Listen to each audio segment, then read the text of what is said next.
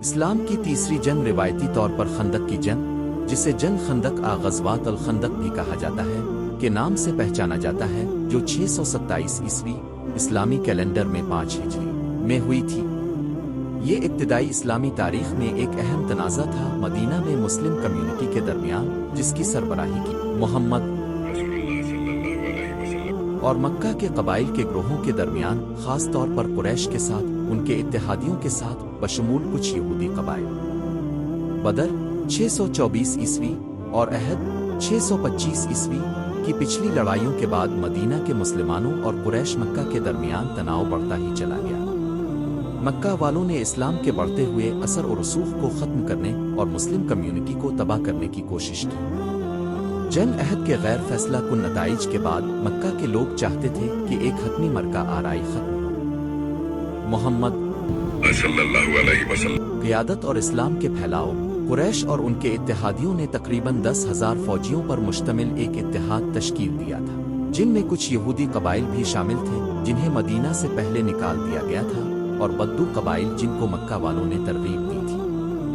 ان کا مقصد مدینہ کا محاصرہ کرنا اور مسلمانوں کو مغلوب کرنا تھا، جن کی تعداد زیادہ تھی کیونکہ مسلمان فوجیں تقریباً 30,000 آدمی تھیں۔ محمد صلی اللہ علیہ وسلم نے اپنے ساتھیوں کی مدد سے دشمن کی بڑی طاقت سے نمٹنے کے لیے دفاعی حکمت عملی تیار کی۔ سلمان فارسی کی تجویز پر مدینہ کے بے نقاب شمالی اور مغربی حصوں کے گرد ایک خندق کھودی گئی جو حملے کے لیے خطرناک تھی۔ شہر کے دوسرے اطراف قدرتی قلعوں جیسے پہاڑوں اور کھجور کے گھنے درختوں سے محفوظ تھے۔ خندق کی جنگ کا یہ حربہ عربوں کی جنگ کے لیے نیا تھا، اور اس نے مکہ کی فوجوں کو اپنے حصار میں لے لیا۔ محاصرہ تقریباً 27 دن تک جاری رہا۔ خندق ایک کامیاب دفاعی اقدام ثابت ہوئی کیونکہ اس نے کنفیڈریٹ افواج کو مدینہ پر براہ راست حملہ کرنے سے روک دیا۔ مکہ والوں کی خندق کو عبور کرنے کی کوششوں کو مسلمانوں نے ناکام بنا دیا۔ سپلائی کی کمی، سخت موسم اور خندق کو توڑنے میں ناکامی کی وجہ سے اتحادی بھی اپنی بڑی فوج کو طویل مدت تک برقرار رکھنے سے قاصر تھے۔ اس محاصرے کے دوران کئی جھڑپیں ہوئیں اور مدینہ کے اندر کچھ یہودی قبائل کے ساتھ مذاکرات کی کوششیں ہوئیں۔ مسلمانوں کو دھوکہ دینے میں ناکام مکہ والوں کو بھی اندرونی انتشار کا سامنا کرنا پڑا کیونکہ ان کے بدو اتحادی مایوس ہو گئے تھے۔ بالآخر محاصرہ اتحادیوں کے لیے ناکامی پر ختم ہوا۔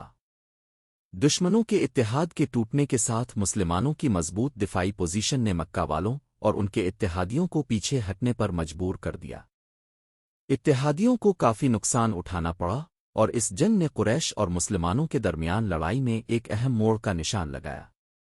اگرچہ یہ بڑے پیمانے پر لڑائی کے لحاظ سے روایتی جنگ نہیں تھی، لیکن مسلمانوں کی مدینہ کا دفاع کرنے کی صلاحیت اس سے کہیں زیادہ تھی۔ قوت نے اپنی بڑھتی ہوئی طاقت اور حکمت عملی کی برتری کا مظاہرہ کیا۔ مدینہ میں مسلمانوں کو ان کی بھاری تعداد کے باوجود شکست دینے میں قریش کی ناکامی نے خطے میں ان کا وقار اور اثر و رسوخ کم کر دیا۔ محاصرے کے دوران بنو قرظہ کے یہودی قبیلے پر، جو ایک سابقہ معاہدے کے تحت مسلمانوں کے ساتھ مل گئے تھے، ان پر قریش کے ساتھ سازش کرنے کا الزام تھا۔ جنگ کے بعد مسلمانوں نے ان کے قلعے کا محاصرہ کر لیا، اور ان کے ہتھیار ڈالنے کے بعد قبیلے کے بہت سے مردوں کو قتل کر دیا گیا، جبکہ عورتوں اور بچوں کو قید کر لیا گیا۔